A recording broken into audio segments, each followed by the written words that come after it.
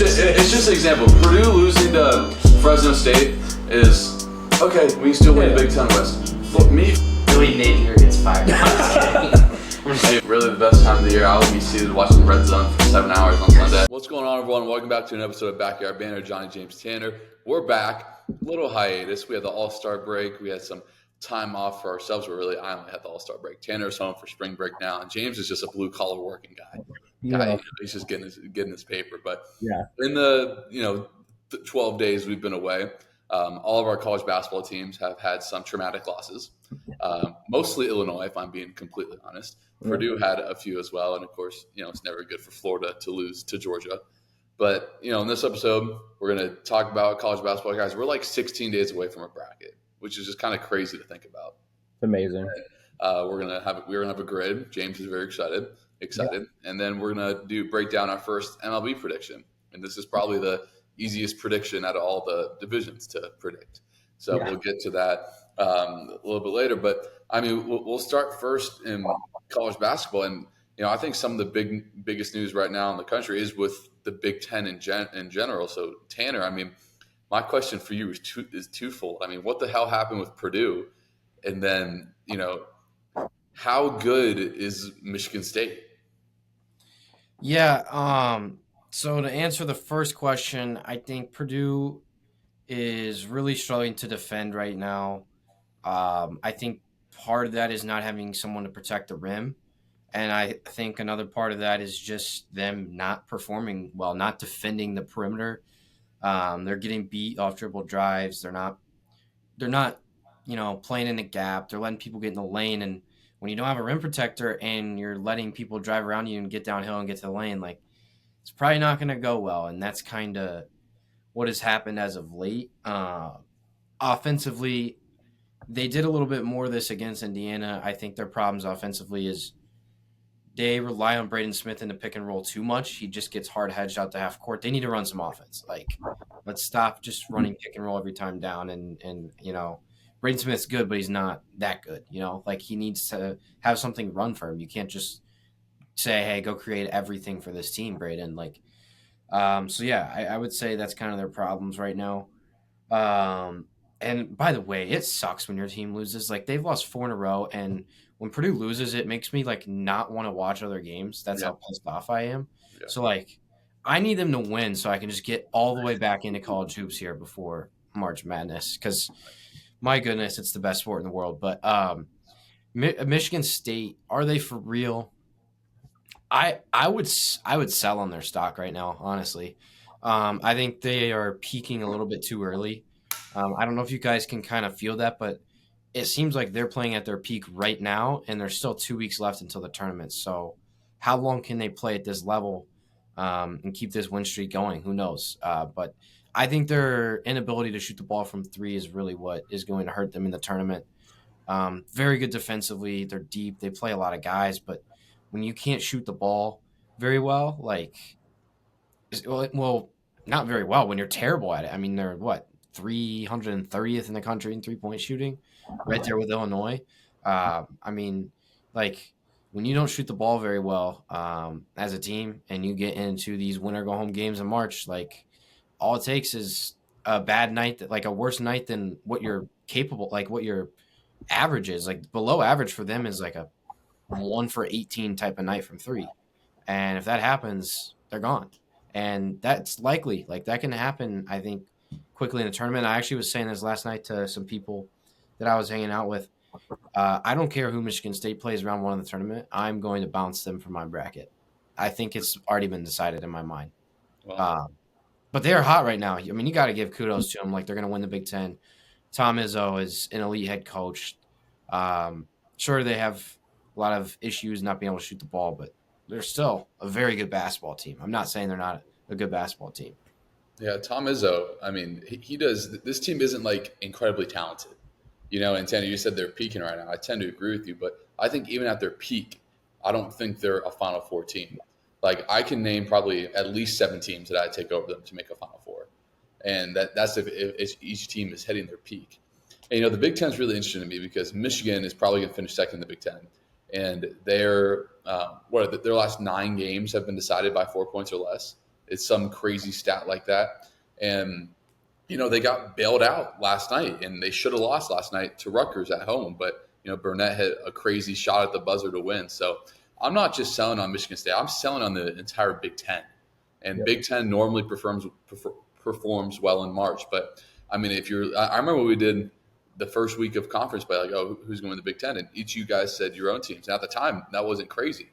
But Purdue was probably fallen to at least 2 seed lines from when they were numbered, but before they went to Michigan, they were probably a 2, and They now were they were like the highest ranked two. they're going to be a 4, 5. Yeah, yeah. And what Illinois was one of the better teams in the country in the non-conference, and now they're at 8, 9, 10, and they just got obliterated on national TV from Duke. I know Illinois is dealing with a lot of things that's not necessarily at their full strength, but I would be fairly surprised if a Big Ten team made the Final Four this year. Like, Yeah. and that's kind of crazy to say because when I've really been paying attention to basketball, the Big Ten always performs in March, man. Like, whether it's a 10-seeded Michigan making the Sweet 16 like they did our freshman year of college, me and Tanner's freshman year of college in 2021, or technically 2022, or a 7-seeded Michigan State making a Sweet 16 like they did when they lost to Kansas State again in 2022. It just always seems like they're those teams that, they're, Big Ten's tough, but then when they get in the tournament, they always make some noise. But I don't see that this year. I really don't. But I mean, James, first, what's going on with the Illini? And then, what's your take on the Big Ten also? Yeah, it's kind of funny. Like I kind of knew we were going to talk about the Big Ten. I've been getting in some heated conversations at work about the Big Ten. I think it's pretty clear Tanner and I are Big Ten supporters. I think we back it predominantly pretty hard. But like I said a very simple thing, and Johnny, you said a Big Ten team won't be in the Final Four. Frankly, I don't think there's going to be a Big Ten team left in the Elite Eight. Like I think the Big Ten is so fraudulent this year and borderline awful. I don't believe in any of the teams up top. Like Michigan, I think Michigan technically has it, right? They have bigs, they have good guards. You look at Michigan State, they can't. Michigan does not have enough guards. I'll tell you that Well, much. but that's the thing. Like, none of the teams have enough to do anything, and that's why I don't have them going anywhere in the tournament. And so I'm talking to a Michigan State fan who calls me a moron all the time. My boss is an Iowa alum, so like he thinks my Big Ten take is crazy, and it's like I'm glad you guys agree with me. But back to the Illini. You can say whatever. We've been riddled by injury. I don't care. This is the softest team I've ever watched play basketball. I mean, it's just frustrating. I think the worst thing that ever happened, I never turned that Duke Illinois game off. I never did. I'm like, you know what? I deserve to sit here. I deserve to watch it. I deserve to see what happens. Brad Underwood comes out of the half and he's like, tells the reporter, like, we're just going to keep shooting it. We're not that bad of a 3-point shooting team. Yeah, you are. I think you were 311th in the country entering the night. You're that bad. So, Boswell's been so underwhelming. He's the transfer that we thought was going to take us far in the tournament again. Wasn't it? Our foreigners are soft. They're just soft. We don't have a big presence now that Murray's Johnson's out for the year. Like, the team's done. We're going to play UConn at the 8-9 matchup, and we're going to get outcoached and outplayed, and we're going to lose. And it's whatever. Like, it's just frustrating. But the Big Ten sucks. That's the point. The Big Ten sucks. And I don't know. I wouldn't really sit here and tell you that Michigan State's for sure going to win the conference. I think they're tied at the top. Still think they play each other. It's a 2-horse race. But frankly, I don't know who I want to represent the Big Ten. Like come March Madness, who do I want to represent the Big Ten? And I don't have an answer for you. So I just think it's one of those things where I'm glad we agree on this because usually I say some hot takes, right? And I was going to say the Big Ten sucks. And so I'm glad you guys kind of agree with me. Like, I know it's kind of crazy to say, Michigan State, if they got hot, then sure, they're they're coached well enough to go far. I just don't see it this year. But the Illini, man, I don't know what this next year's team is going to look like either. With everything going on, they're talking about losing a couple guys to the draft, and it's like, holy cow, you're telling me this team has draft picks? Like, they have a top 10 pick. I know they do, but I don't know. My biggest takeaway: the foreigners on the Illini are the softest basketball players I've ever watched. So maybe they should have came over to the U.S. earlier. That's my point. So, Well, I think Wisconsin might have the best chance to go far. Like I would bet on Wisconsin, Purdue going farther than Michigan and Michigan State. yeah, You know, if I was like, okay, name two teams that can make a second weekend, in my order it'd be like Wisconsin, Purdue, Michigan State, Michigan, who I think have the best chance, like comfortably making a second weekend. Like I think we could see like three Big Ten teams in the Sweet 16. Like if Purdue gets a 4-5, you know, like I think they could be in a Sweet 16. Wisconsin's probably going to be a 3. Same with Michigan State. So, yeah, I mean, it's just interesting to see. But I mean, Tanner, is March Madness just going to be like the SEC Big 12 show this year? No, no, because while I kind of agree on the side of the Big Ten is not very good, I think it's very deep. Like I don't think, like I just don't think the Big Ten has a national championship or a Final Four contender, but I think they have 6 teams that if you said they made the Sweet 16, you wouldn't be surprised with, and I think they get half, maybe 4 of those in the Sweet 16. So like, Yeah. and like I just think the Big Ten is a second weekend conference, and yeah, that's its cap. I agree. Yeah. But I do think the SEC and Big 12 and Duke is going to run the NCAA tournament. I would say between Duke, Houston, and Auburn, I will guarantee right now at least 2 of those make the Final Four. Yeah, I would agree with that. And this Houston Um, team is really interesting to me compared to last year's because I think last year's team might have been better because of Jamal Shed. But LJ Cryer has kind of On a different taken a level. step. Like he's been a lot better this year. But you know, again, like if Houston's in a late game situation, and like you never devalue wins, but 2 of their biggest road wins this year, some of the best players have been out. Like Texas Tech was doing stuff, Iowa State was doing stuff. Obviously, Iowa State's 2 best players were out in that game. But you know, if for example, if Houston is playing, you know, since I'm a Florida fan, if Houston's playing Florida and it's a tie game with 2 minutes left, like I'm trusting all 4 of Florida's guards over, you know, LJ Cryer and, you know, some of the other guys that they have. But Tanner, I would agree with you. Like I think for like the 1 seed, so the 1 seeds right now is Auburn, Duke, Bama, Houston, and then Florida and Tennessee and Houston are kind of fighting for that last 1 seed. I think out of those, like I would be borderline shocked if Auburn wasn't in an Elite Eight. Like yeah. shocked. Oh, I would yeah. be. If Alabama lost in the second round, I wouldn't be shocked. You know, Right. it's like the floor and ceiling is a little bit different for those teams. But to me, at least, like if Alabama made the Final Four, if Alabama was in the national championship, I wouldn't be surprised. But if Alabama lost to UConn in the second round, I also wouldn't be surprised. But I just kind of think that that's the hot and cold. But I would be surprised if Auburn or Duke or even a Houston lost, you know, in the first weekend. Yeah. Yeah, I think I mean me personally, like Alabama, I think they're fantastic. They're fun to watch. But I just think that their inability to just play a controlled pace and like play in a slower game and a half court game and like that is very, very concerning for me. Obviously, I mean, they had really good matchups last March where they got North Carolina, who also likes to get in a track meet last year. And then they played Clemson, who, I mean, Clemson was good last year, but Elite Eight, like, come on. Like, you know what I mean? Like, so I think Bama got a little bit lucky in the matchup aspect last March. And that's with their play style, like, it's all matchup dependent for them. Like, if they play a team that's going to play faster, play up tempo, they're probably going to beat that team. If they play a slower paced team that's big and physical and good at being efficient in the half court, that's where they're going to struggle and that's where they're going to get bounced. So I think Bama's one of those teams. I agree with you. Like they could win a national championship, but for them, it truthfully does matter. Like their draw matters more than an Auburn or a Duke or a Florida because those teams can play at any pace. Those teams can beat anybody. It doesn't matter. They don't. You don't have to. Auburn doesn't have to slow down a game to win. Auburn doesn't have to speed up a game to win. Like they'll just beat you because they're better than you. Same with Duke. Florida's getting there too. Like Houston.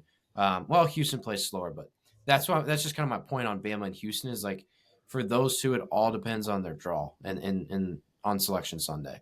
Yeah, I think Alabama can't guard a soul. So I think Tanner, you're right. If it's a low possession game, and Mark Sears is 4 of 16 this game, you know, I think people tend to overrate Grant Nelson because he had that insane Sweet 16 versus North Carolina. But like, he's a 12 point a game guy. Like, he's not some insane, you know, guy that people kind of touted him to be, even when he transferred from North Dakota State. But or maybe it's He's a just stud. no, he's a good player, but If he's a stud, then I mean Fletcher Lawyer's averaging 14 a game. So like, No, granted, it's different. It's so different. It's so different. All right. Anyway, let's get to our grid. Gosh, this is gonna be terrible, isn't it, Johnny? I mean, It's not. Look, I'm gonna explain how it. many strikes are you gonna give me? Like 14? Yeah, I'll give you guys 3. I'm gonna explain it. I Three. don't think it's gonna be this difficult. Can you guys see this? Yeah. Okay. It's what year were these Elite Eights? So Tanner did Final Fours, but he kind of would give the teams and whatnot. But so I gave you guys the teams. These are from 2010 to now. So the Oh one, my gosh, there's years missing. yeah, it's not every year from 2010 to now. It's in that time frame. Okay. So Tanner, please let me go first. okay. James, you can go first. I'm gonna rip the Illini one. That was last year. It was 2024. Bang. There we go. The one next to that, to the right, that James just pulled, that's 2014. That is correct. Okay. I'm glad you went there because I wasn't gonna get that one. I mean, maybe I would have. There's a few that have, like mid majors that, Yeah, that's the one that gives it away. I know the one to the left of the Illinois one because I've watched highlights from that Purdue Virginia game probably more times than I've watched anything else living with Tanner. So that's 2019. That is good. Good job, James. I mean, living with Tanner, you watch that game on repeat. I mean, it's legendary what Carson Edwards did. Legendary. True. I'm gonna stick to the right of that of 2014. That looks like 2016 to me right there. That is correct. That Oklahoma, Oregon Elite Eight in the West. Syracuse made that Final Four as well. They upset Virginia. Mm-hmm. So I was either going to go 15 or 16 there because of ND. So the other ND has to be 15, right? You're right, James. Good job. This was the undefeated Kentucky. All right, here. I think these are probably there was one more easy one, but I think the rest are probably the most difficult ones. So the one that James just got there, to the right of that with Duke, Florida, Louisville, Marquette, that looks like 2013. That is correct. That's a big one. I thought that one might have been the hardest one, but that's the year Wichita State made the Final Four. Yeah. Fun fact: I'm not capping when I say this. I 100% like this is a real thing. I would have been 10 years old, and I picked Wichita State to go to the Final Four in my bracket that year. Yeah. So I'll always remember that tournament. Yeah. Okay. The VCU one is like,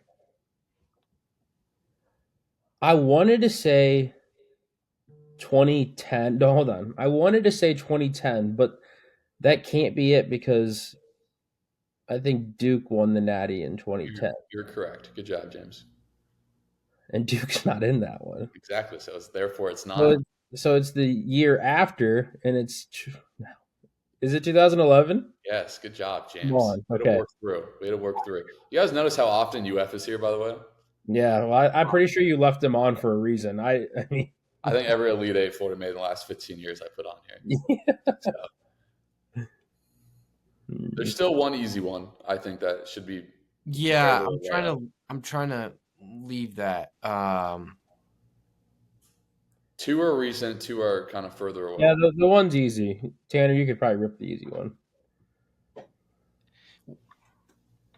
I'm looking here because Baylor had a little bit of a run before their national championship. I'm just gonna go with that COVID tournament that was all in Indiana 2021 over there. Baylor, Houston, Oregon State, USC, UCLA, Michigan, Arkansas, Gonzaga. Yeah. Yes. Oregon State Elite Eight mention. Okay, then I'll rip the easy one just so I can get it off my back. That's San Diego State one. That's 23. Yeah. Yes. Oh my goodness. Man, these next two. Yeah. Yeah. Okay, I was lagging a little bit. All right, these next two probably the hardest ones. So, okay, I should have made this. You know, I'm going to see if you guys can figure it out before I say something. Actually, Yeah, we got strikes left, so yeah. Yeah. let's work through it. So I'm trying to think here because, like, I want to say 2012. One of these is 2012. But Yeah, I don't know which. both the teams that were in the Natty are in there. Right. That's what I'm saying. So that's why it's tough. And Florida's in both of them. Okay, but hold on. I think I know it. I think I know 2012 though because of who. I mean, we're kind of working together, so I don't know. Yeah. Okay, who cares? Okay, Fine. I think. Okay, this could be my strike. Give it to me if I'm wrong. I guess it's gonna solve it either way. I think the bottom right one is 2012 because Kentucky beat Louisville to get there. Are you sure? Now you got me second guessing, but Good job. It's good. because 2012. Kentucky beat Louisville to get to the Natty, right? Yeah. think they Ohio did, yeah. State also made the Final Four in Okay. 12. So, like, Yeah. and they're in that one. They're not in the other one. No, I think yeah, you're right, James. All right, what's the last one? Oh shoot, that's right because we still have years missing. This one up here, the top one, and then I mean we can keep going. Like, Oh, man. It's hard because I'm trying to think about the years that we have left and then the years that aren't on this as well. yeah, so there are probably like 3 or 4 years that aren't on this. That looks like. I mean, Kentucky. That looks Did like. they play Kansas in like 26. Well, No, 2017. I haven't said 2017 yet, right? I don't I think don't so. know. Kansas beat Purdue in the Sweet 16 and played Oregon in the Elite 8 in Who won that 2017. game? And Kansas won that. No, Oregon won that game. Or I mean- Oregon won that. That's right. And then they played North Carolina in the Final Four. 2017 would have been North Carolina Gonzaga. They're both in there. Right. And Gonzaga did play Xavier. And I only have the national championship in 2017. yeah, that's South Carolina too beating Florida. the So that's US, 2017. I have no idea where Florida fits into that, to be honest. But Yeah, Florida made the Elite Eight that year. That's the year that Xavier was like a 12 seed, or yeah, like a 9 seed. Yeah, They're that's 11. the year Florida hit the crazy buzzer beater to beat Wisconsin. oh, Yeah. I'm proud of you guys. I feel like a proud dad. That was fun. That was a lot of fun. I was just trying to look for like. It was hard because there's years. So what was missing? So 2010 was not there. Yeah, I would never. 2010 you would have gotten because it was like Winning. Baylor, West Virginia was in that. Let's see, 2020, 14, 15. I don't think we said 2018. Yeah, 2018 was not there. And there's one more. I don't want to keep looking. There's one more that was not. I don't think we said 22. Yeah, 22, and then obviously with the COVID year. But The non-year. anyway, Okay, let's move that on. was a zero strike, back-to-back March Madness, no strikes for the boys. I There you mean, go. It's some that- might it's say that we're time getting of the mad. year. Some, Yeah, James has got the next grid for me and Tanner. So yeah, it's gonna be like who was the seventh man off the bench for the and we'll, 16th seed. and we'll be locked in. Okay, so it's finally time to do some baseball. So spring training is going on right now. I don't know, like spring training is cool. Like I like spring training. It's obviously a big deal where I'm from, but you know, I can't sit down to watch like a full Rays game during spring training. And I really thought I could. I was really excited for Rays baseball this year, but you know, once they start putting in like the AA guys, I kind of space out a little bit. But anyway, we're gonna predict our first division, and it's the National League West, as Tanner wanted to do. Actually, we forced Tanner to pick, so we all want to do it. But anyway, so obviously this division, for those at home, have the Dodgers, Padres, Diamondbacks, Giants, and Rockies in it. And I think we all have the same number one because the Dodgers may have constructed the greatest team in baseball history this offseason.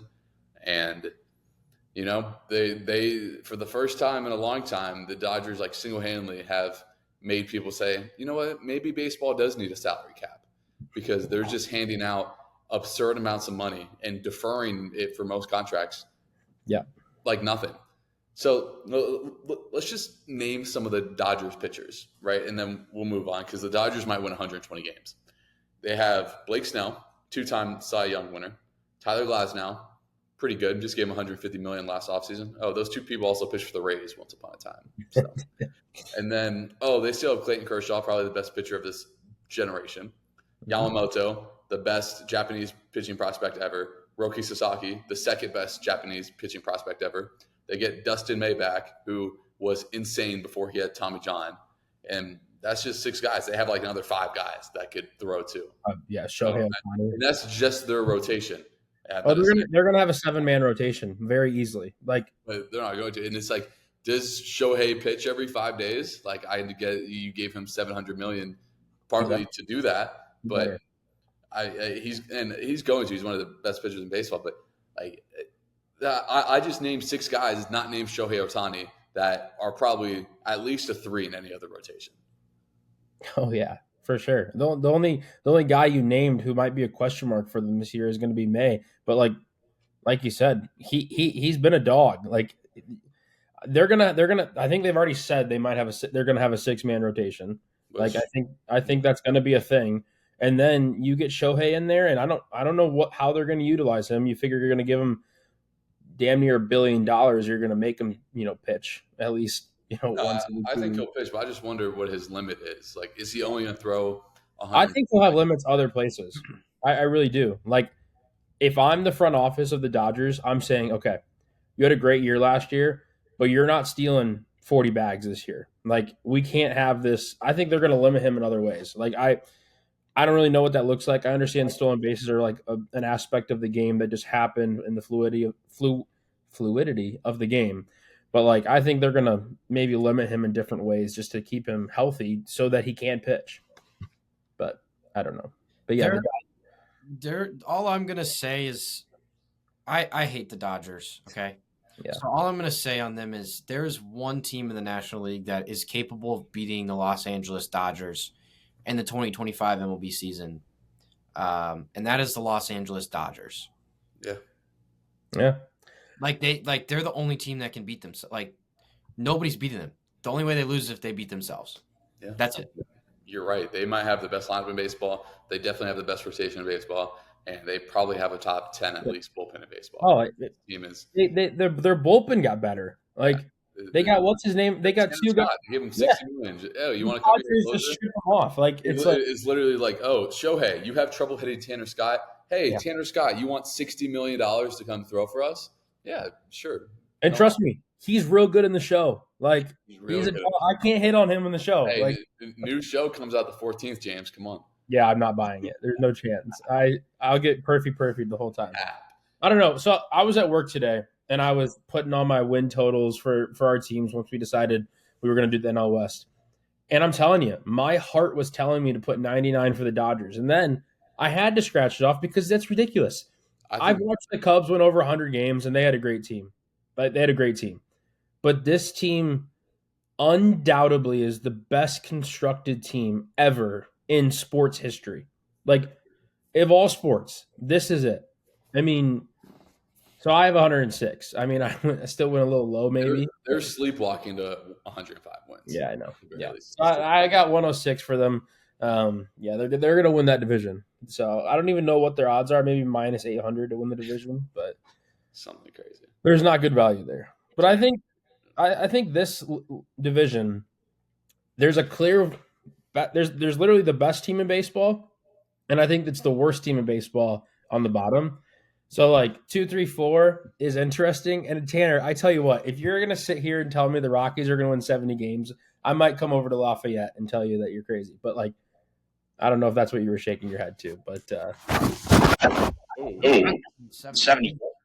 But you don't think they're gonna be the worst team in that division? I mean, they're not gonna be the worst team in baseball. I don't know. They could be. I think they're going to win. What do I have? 53 wins. So that's a little low. That's too low. I don't know. That's too low. I don't know if anyone won 53 games last year. Like, I think that's too low. I mean, the White Sox won 53. So. Yeah, they don't count. The White Sox are the worst team in baseball. They're the worst constructed team. We'll see. But Tanner, who do you have second? Second, I got the San Diego Padres. Their pitching staff's pretty good. Michael King. Dylan Cease, who knows what they're going to do with him contract-wise. I know I'm missing someone. Musgrove. And then what are they going to get out of a 38-year-old Yu Darvish? That's kind of a big question for them. I think the Diamondbacks have a better pitching staff than the Padres, but I think the Padres lineup is night and day better than the Diamondbacks. Like I think the Padres just their lineup, their hitters, and even defensively in the field, they're better than the Diamondback. Which is why I give the Padres that edge. I know I kind of just spoiled who my third team is in this division, but it is the D-backs. They have the best. I think they have the best starting rotation in MLB. I think it's better than the Dodgers. You might think that's crazy, but it's really not because you have Zach Gallen, you have Merrill Kelly, you have Eduardo Rodriguez, Corbin Burns. Like I know I'm missing someone too. Like the Diamondbacks rotation is really, really, really good. Unfortunately, their lineup is like reminiscent of like what the Milwaukee Brewers kind of are, lineup wise. Like they have a good young outfielder, and then it's just kind of like guys who are like above average. They don't have like a stud. They don't have a star. Ketel Marte is pretty. I think I would classify him as a stud. Who? Ketel Marte. Ketel Marte is, He was an yeah, all-star last year. he's pretty good, but Josh I mean, Stanley. outside of that, it's like, I mean, a rotation is not going to carry you in this division because you have the Dodgers and the Padres. They're like, that's not going to work. But I still think the Diamondbacks are going to be a fringe playoff team. Like, I think it's going to come down to the final week for them on if they get in or not. And if they do get in, like I said, that rotation is good enough to where like the Diamondbacks can go really far. I think the Padres are going to be a wild card team. I'm pretty confident in that. So that's kind of my 2 and 3. I have the Diamondbacks too, and it's very close. I think this could be within a game or two. But Yeah. you lose Walker, who is probably the best. It's not probably. He is the best defensive first baseman in baseball. And you bring in Josh Naylor, and you lose a lot defensively with him. But the bat's better, right? I mean, he was a 30 home run, almost 100 RBI guy. He was an all-star last year in Cleveland. And out of all the teams, when Corbin Burns was a free agent, I did not have the Diamondbacks on my short list for him to get to. I think that's a fantastic signing. I think he's a top 5 pitcher in baseball. If I'm pitching Game 1 of the World Series, there's only a few guys that would take over Corbin Burns. Like he's a stud. And look, Corbin Carroll was like really bad for part of last year.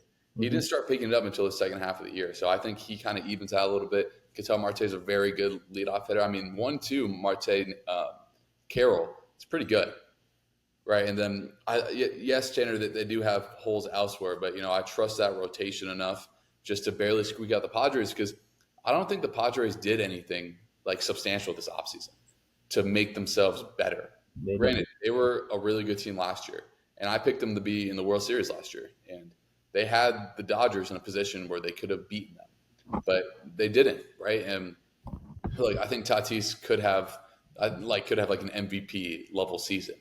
Machado is still Machado. They got another young outfielder that had a great rookie year, but I don't know. I just wanted to be a little bit different, and I kind of trust the Diamondbacks rotation, Tanner, like you said, over the Padres. Even though the Padres rotation is still really good, but if it's down to just a few games, I'll take the better pitching staff. Yeah, no, I'm with you, Johnny. I have the Diamondbacks for sure getting second in this division. I have them winning 91 games. I have the Padres winning 84, finishing in third.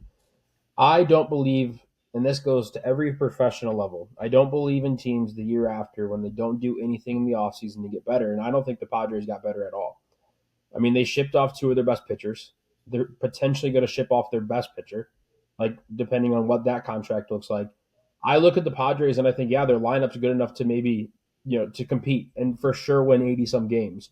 But I look at the Diamondbacks, like Corbin Carroll last year, I'm pretty sure preseason he was like one of the favorites to win MVP. Like he has that ability to be up for an MVP award. Like obviously last year, battled some injuries, kind of banged up, didn't have the year that he wanted to. But like the Diamondbacks, they had a better record last season. I'm pretty sure by like 5 games and missed the playoffs in comparison to what they did the year before and went to the World Series.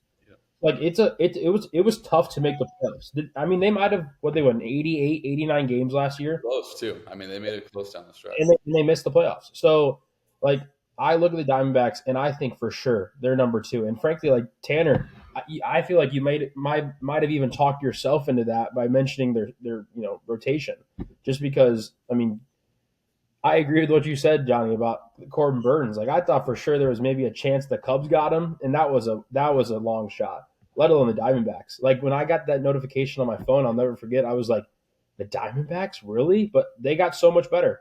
But it goes back to the Padres. Like I don't think they got better. They shipped off their pitchers, um, and I do it in the NBA. I do it in the NFL. When teams don't make moves in the offseason, I don't believe in them. I mean, I think you're gonna have three teams in this division that are above 80 wins, but I like the Diamondbacks to win 90. And frankly, if the Dodgers do shoot themselves in the foot somehow, like the Diamondbacks could make it interesting in late August maybe. So I would like to say this real quick. I think you might disagree with me, but I think the Padres are one of the best organizations in MLB.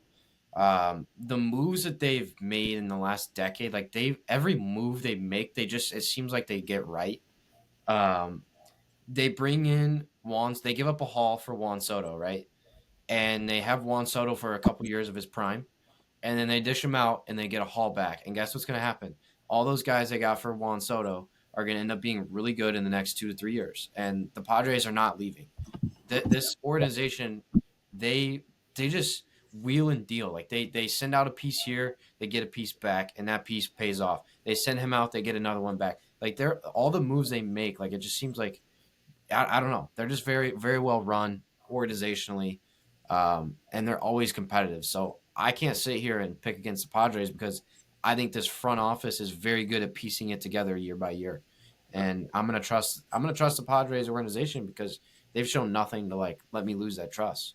I agree with you. I think it's a great. And they'll spend money, right? If they're close to that wild card spot, they're a team. Yeah, they'll go for it. That will go out and spend money. Them and the Mets, right? Like there's teams like those two that and the Dodgers, but they already spent their money preseason. But if these teams are in contention, they're not afraid to dish out as much money as possible. So I do agree with what you said, Tanner, for sure.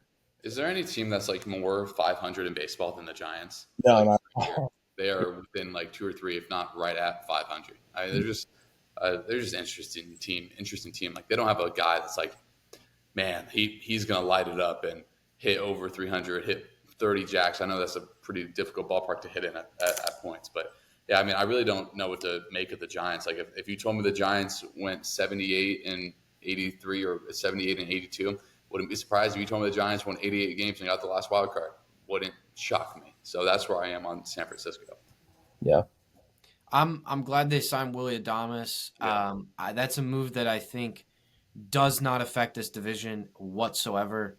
But the fact that he is not in Milwaukee anymore is fantastic. So shout out to the Giants for that. Thank you. Another former Ray. If you're a former Ray, you're going to go to the NL West. Yeah, you might win a World Series. Who knows? I mean, yeah, literally. Also, I wanted to rep the shirt I showed you guys before. Mama Shields got this. It came out even more better quality than I thought. And we have an extra one, James, that I think is going to be your wedding gift. But let's go.